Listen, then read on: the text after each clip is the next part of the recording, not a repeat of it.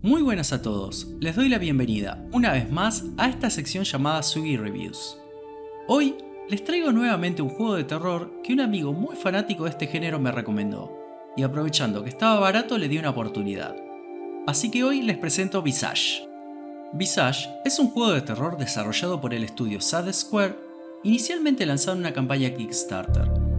Tuvo su acceso anticipado en 2018, donde fue recibiendo actualizaciones hasta ser lanzado de manera oficial y completa el 30 de noviembre de este año, en PC, Xbox One y PlayStation 4. El juego tuvo una inspiración muy grande en el teaser jugable de Silent Hills, e incluso fue promocionado como un sucesor espiritual del mismo. Siguiendo la misma línea, luego de una introducción bastante perturbadora, tomaremos el control de Dwayne, un tipo del cual sabremos poco y nada. Las únicas pistas que tendremos son una llamada de nuestra vecina Rose, que está preocupada porque hace 3 semanas que no salimos de la casa, y un poquito más adelante, una transmisión de radio que nombra brevemente a Dwayne y a su familia. El juego transcurrirá en 1985. Dwayne tendrá que recorrer su casa a lo largo de 4 episodios, reviviendo las tragedias que ocurrieron con los anteriores ocupantes de la misma, que murieron en circunstancias bastante aterradoras. Veremos la historia de Lucy, una niña que empezó a escuchar la voz de un amigo imaginario que le incitaba a comportarse de manera preocupante. Dolores, una mujer que empezó a sufrir demencia y fue perdiendo poco a poco su cordura a raíz de esta enfermedad. Reikan, un exjugador de rugby que dejó de jugar debido a una lesión y sufre de una gran paranoia. Y por último, en el 4º episodio, reviviremos fragmentos de la historia de Dwayne, despejándonos algunos de los misterios de la introducción, cómo quedó encerrado y por qué no puede salir de su hogar. La historia no es contada de manera convencional, sino que en cada episodio veremos flashbacks de lo sucedido, escucharemos conversaciones grabadas, se nos revelará al completar puzzles y otro tanto quedará a cargo de nuestra deducción, o de la buena wiki del juego y los foros de discusión, donde otros jugadores se devanaron los sesos hasta llegar a una teoría concisa y dejarla servida en bandeja para nosotros. Cabe destacar que a raíz de las circunstancias de estas muertes, la presencia de los anteriores residentes de la casa aún sigue ahí, y se manifestarán en forma de sucesos paranormales tales como puertas que se cierran solas, luces que se apagan, o los fantasmas de ellos mismos que nos perseguirán para asesinarnos. Cada uno obviamente en su episodio, nada de meterse en la historia del otro. El gameplay, como les mencioné anteriormente, consiste en explorar la casa, que de por sí es bastante grande, la cual está compuesta de 2 pisos y un sótano. Es exageradamente grande para una familia de 4 personas. Yo sé que es muy tercer mundo de mi parte notar esto, pero bueno, es muy grande. Para acceder a cada episodio, tendremos que agarrar un objeto relacionado con el habitante en cuestión. Un dibujo infantil para Lucy, una llave con un espejo para Dolores y una muleta para Reikan. Y tendremos que ir desentramando la historia, resolviendo diferentes puzzles mientras escapamos de ellos.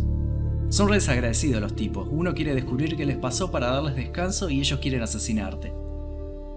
Si bien no tendremos un medidor de salud, lo que se traduce como una muerte instantánea si nos atrapan, sí tendremos un medidor de cordura, la cual disminuirá mientras más tiempo pasemos en la oscuridad. Muy amnesia esto. O también cuando ocurran sucesos paranormales. Y mientras más alterado esté nuestro estado mental, más probable es que se manifieste y nos persiga uno de los fantasmas de la casa. Para mantener nuestra sanidad estable, tendremos que mantenernos en las áreas iluminadas, encendiendo las luces de todas las habitaciones, o bien utilizando otros métodos como mecheros y velas. Y se preguntarán, ¿para qué iluminar con mecheros si tenemos una casa con electricidad y decenas de lámparas? Bueno, primero que nada, la mayoría de estas lámparas van a estar apagadas por defecto, y créanme, no van a ver el interruptor aunque lo tengan delante de la nariz. Segundo, muchas veces a raíz de la historia toda la casa quedará a oscuras, ya sea por un apagón u otras causas paranormales, por lo que las únicas herramientas que nos quedarán serán los mecheros y las velas. Todo esto lo vamos a experimentar desde una cámara en primera persona. Y permítanme la pregunta, ¿por qué le siguen poniendo la cámara en primera persona a los juegos de terror? Es una combinación que va a terminar matando a alguien algún día.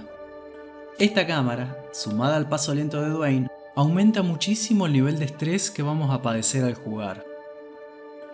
Los puzzles en sí no son súper difíciles, pero a veces daremos varias vueltas hasta encontrar la pista para resolverlos. Debo decir que al no tener un mapa, porque nadie tiene un mapa de su propia casa, al principio es medio confuso acordarse de todas las habitaciones y la disposición de las mismas, así que es recomendable dar unas cuantas vueltas hasta que nos familiaricemos con el lugar, ya que entre episodios los fantasmas no nos van a molestar. Los gráficos están muy bien realizados. Si bien los rostros de los personajes no tienen muchos detalles, esto es compensado con escenarios fotorrealistas que suman mucho a la inmersión.